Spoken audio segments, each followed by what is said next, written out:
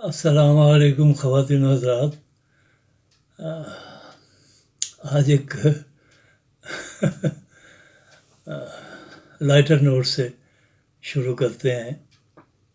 اور ڈرامے کے اندر جہاں اور بہت سارے آف دی اسٹیج واقعات ہوتے رہتے ہیں ریہرسلوں کے دوران یا بعض اوقات ایون جب ڈرامہ چل رہا ہوتا ہے اس وقت بھی کوئی نہ کوئی حماقت یا کوئی دلچسپ واقعہ ہو جاتا ہے جسے پھر وہ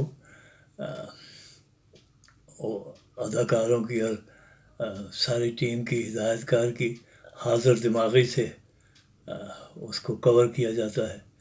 تو اسی طرح ایک ڈرامے کے اندر وہ بعض اوقات بالکل ہی مائنر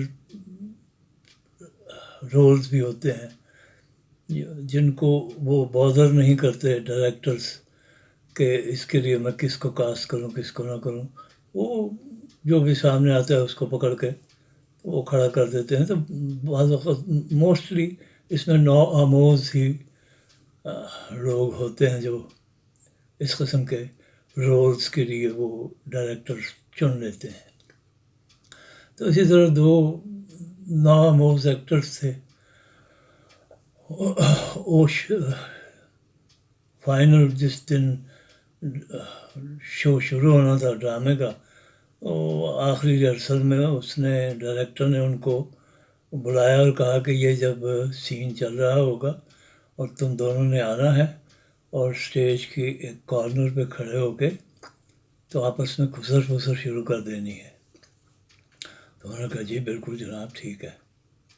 اور ڈائریکٹر سیٹسفائیڈ ہو گیا کہ چلو سمجھا دیا. اس کے بعد جب وہ سین آیا کرٹن ڈرامہ شروع ہو گیا کرٹن اٹھا جب وہ سین آیا دونوں ایکٹر داخل ہوئے جہاں انہیں بتایا گیا تھا وہ وہاں گئے اور انہوں نے زور زور سے آپس میں ایک دوسرے کو خسر پھسر خسر پھسر خسر پھسر خسر پھسر خسر پھسر کہنا شروع کر دیا.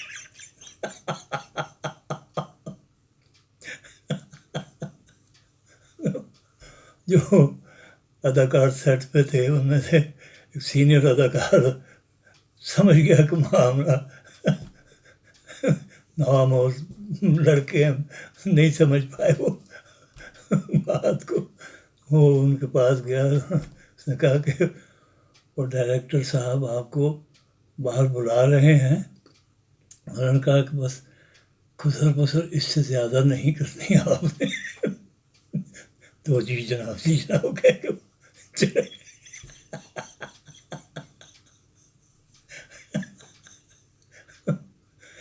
اس طرح ڈراموں میں ہو جاتا ہے بعض اوقات. تو اب ڈرامے کے اسکرپٹ کے اندر بہت ساری چیزوں کا اکثر خیال رکھا جانا چاہیے.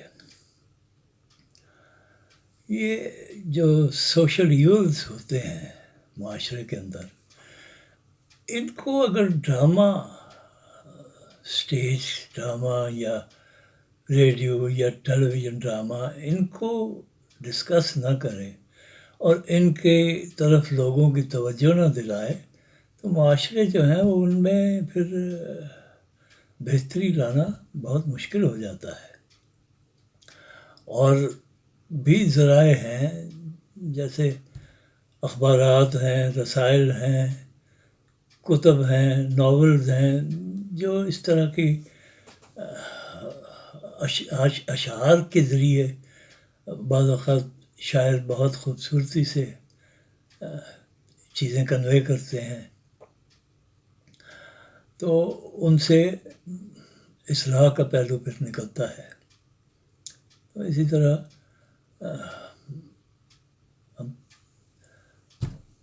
ظالم اور جابر کے خلاف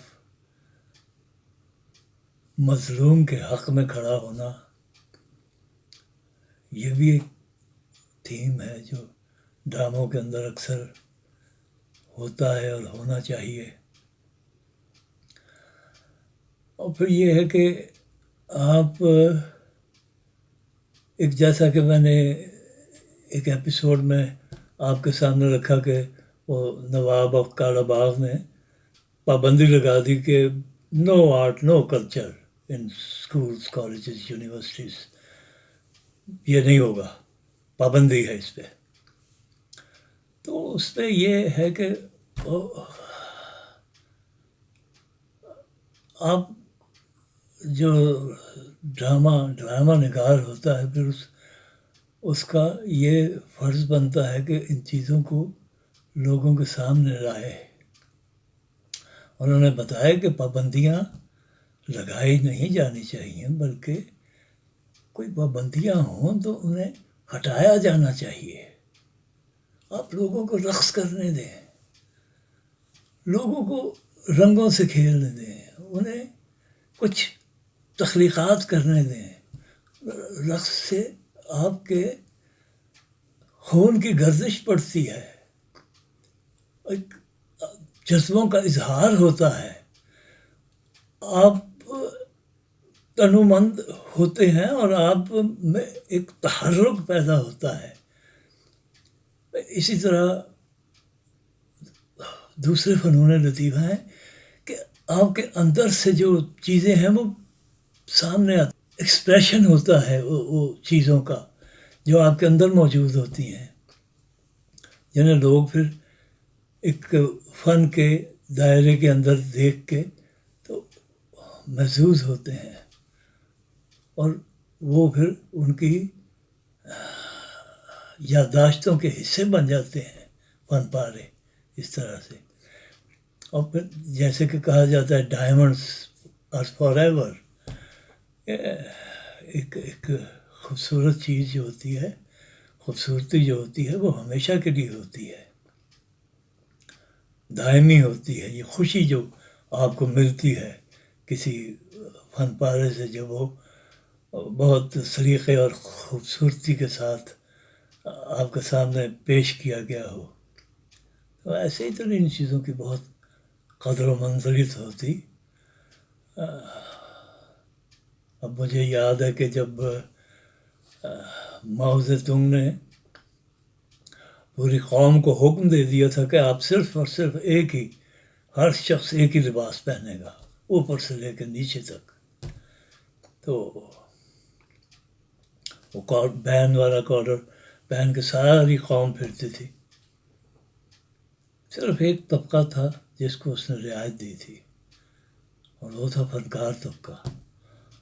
ان کو کہا تھا کہ آپ اگر کوئی نفیس کپڑے پہننا چاہیں، ایون ریشم بھی آپ پہننا چاہیں تو آپ پہن سکتے ہیں. صرف ایک طبقے کو اس نے اجازت دی تھی. تو آرٹ اور کلچر کی جن لوگوں کو سمجھ ہوتی ہے، جو ان کی قدر کو سمجھ رہے ہوتے ہیں، وہ پھر اس کو اس طرح سے پروموٹ کرتے ہیں جو اہل اقتدار ہوتے ہیں. تو آپ جب لوگوں پر سے پابندیاں ہٹائیں گے تو کیا ہوگا؟ وہ کچھ تخریب کی طرف تو نہیں جائیں گے. یہ تو بہت تعمیری کام ہے، یہ تو تخلیقی کام ہے. تو وہ پھر ایکٹیویٹی جنریٹ کریں گے. اور ایک بہت بڑا مسئلہ جو ہے کہ جاب لیسنس، وہ مسئلہ بہت آسانی سے حل ہو جائے گا. لوگ سیلف امپلائی ہو جائیں گے اور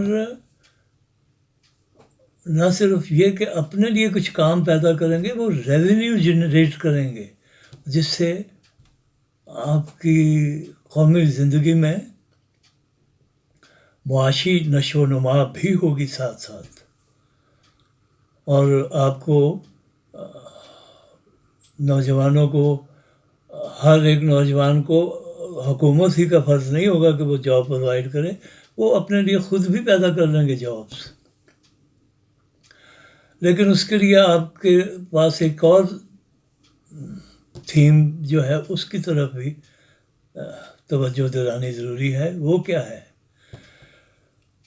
وہ یہ ہے کہ حکومت کا کام جو ہے وہ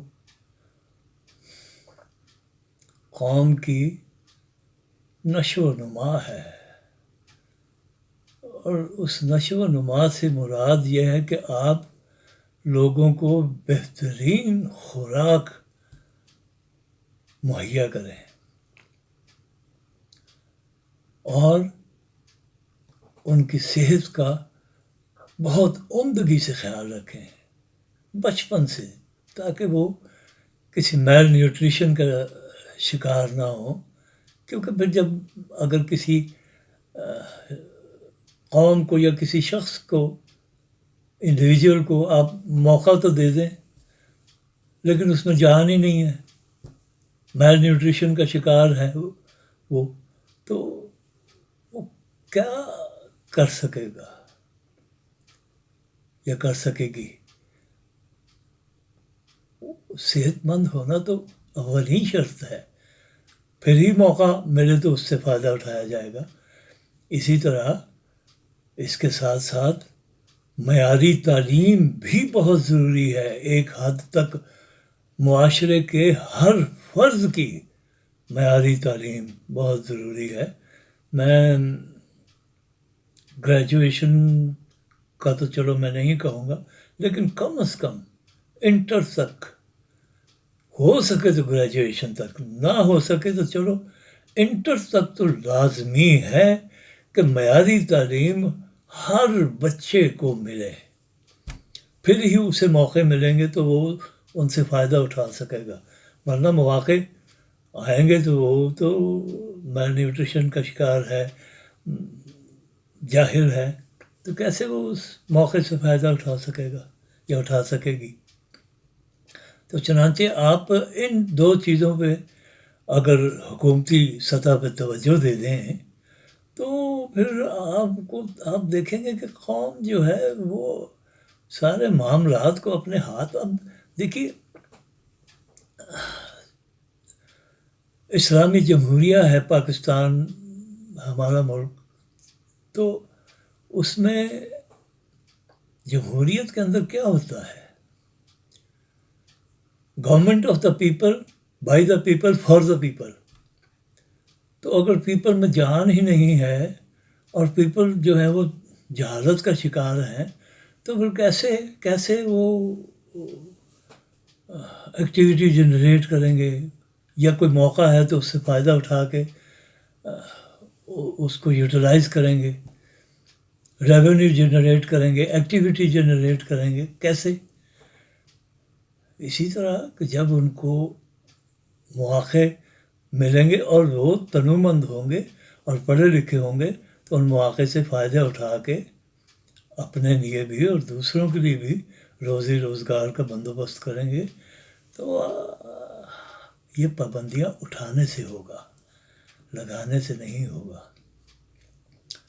آپ یقین جانیے کہ ملک جو ہے وہ اور بھی زیادہ مضبوط ہوگا.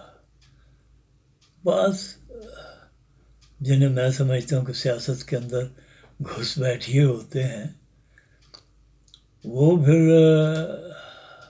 اس قسم کا پرچار کرتے ہیں جیسے وہ بوکو حرام والے ہیں کہ مغربی تعلیم جو ہے وہ حرام ہے. کیوں؟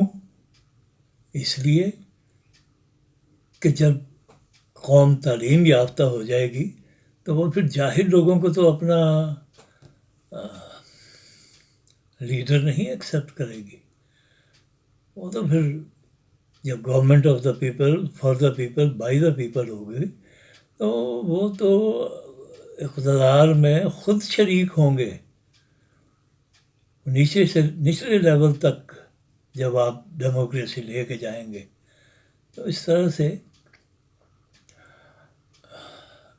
یہ ڈرامہ نگار کا فرض ہے کہ وہ اس قسم کے سوشل ایولز جو ہیں ان کی نہ صرف نشاندہی کرے بلکہ بڑی خوبصورتی کے ساتھ انہیں لوگوں کے سامنے پیش کرے اور ان پر سے پردہ اٹھائے کہ یہ دیکھیں یہ چیزیں ہمیں دیمک کی طرح چاٹ رہی ہیں، ان کا خاتمہ جو ہے وہ لازمی ہے. ایک اور بہت زبردست سوشل ایول ہے، وہ ہے شخصیت پرستی۔ آپ اندازہ کیجئے کہ رسول پاک صلی اللہ علیہ وآلہ وصحبہ وسلم انہوں نے کبھی اپنی پرستش نہیں کرائی، ان سے بڑی ہستی کون ہو سکتی ہے؟ کوئی نہیں ہے۔ تو پھر اگر انہوں نے اس چیز سے منع فرمایا ہے اور فرمایا ہے کہ عبادت صرف اللہ کی کرو اور کسی کی عبادت آپ نہیں کر سکتے، شخصیت پرستی تو پھر وہاں سے ختم ہو گئی نا۔ حجت الوداع کے خطبے میں فرمایا کہ کسی عربی کو کسی اجمی پر کوئی فوقیت نہیں ہے اور کسی اجمی کو کسی عربی پر کوئی فوقیت نہیں ہے۔ یعنی شخصیت پرستی کا تو تیا پانچا کر کے رکھ دیا انہوں نے۔ ہاں ایک نظام ہے کہ جس میں فرائض منصبی جو ہیں وہ تقسیم کیے گئے ہیں اور اس کے تحت وہ پھر سارا نظام چلتا ہے۔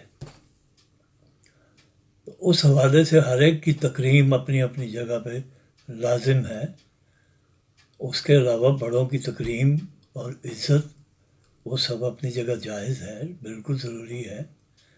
اسی طرح قبائل پرستی جو ہے اس کا خاتمہ کر دیا اور فرمایا کہ حجت الوداع کے موقع پر ہی کہ آج جاہلیت کے تمام دستور میرے قدموں کے نیچے ہیں، ختم کر دیا، اعلان کر دیا۔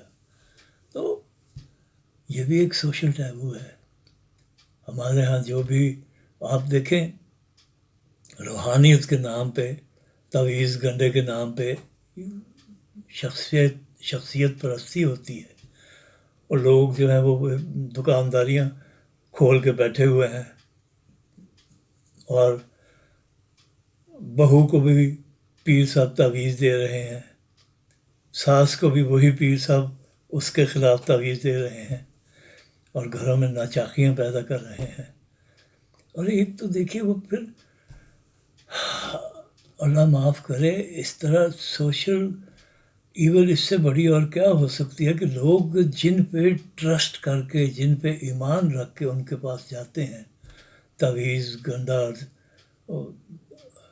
وہ ایون جادو ٹونا کروانے کے لیے، تو وہ انہیں پھر یا تو سیاق و سباق سے ہٹ کر کوئی حدیث سنا دیتے ہیں یا کوئی آیت سنا دیتے ہیں۔